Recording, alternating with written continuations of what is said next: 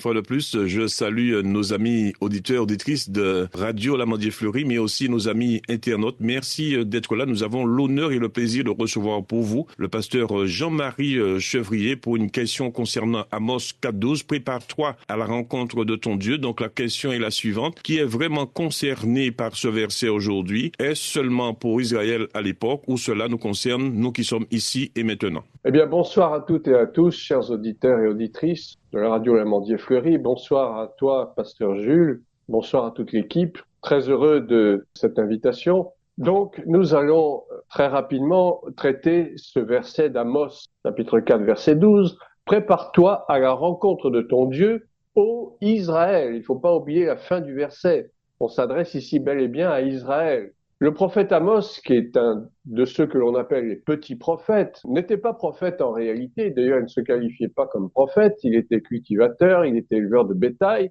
Mais Dieu est passé par cet homme pour s'adresser à son peuple Israël, qui, comme on le sait, a vécu pendant beaucoup d'années, je dirais même de siècles, dans la désobéissance, dans la rébellion.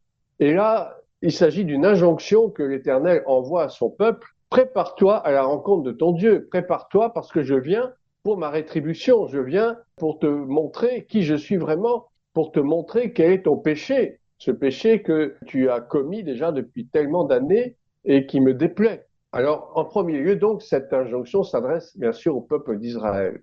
Mais, bien entendu que nous pouvons faire nôtre cette injonction à nous en tant que peuple de Dieu, en tant que disciples de Jésus-Christ de Nazareth, en tant que membre du corps de Christ, c'est-à-dire de l'Église. Et je suis absolument convaincu que cette injonction s'adresse aussi à l'Église aujourd'hui, d'autant que l'Église traverse une grave crise depuis plusieurs décennies.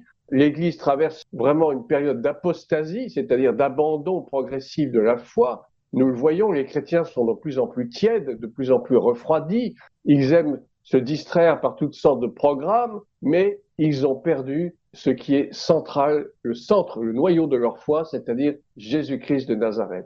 Et nous devons nous préparer parce que un réveil est possible encore pour nos nations, à condition que nous nous préparions pour que le Seigneur revienne bientôt. Et nous savons qu'il revient bientôt.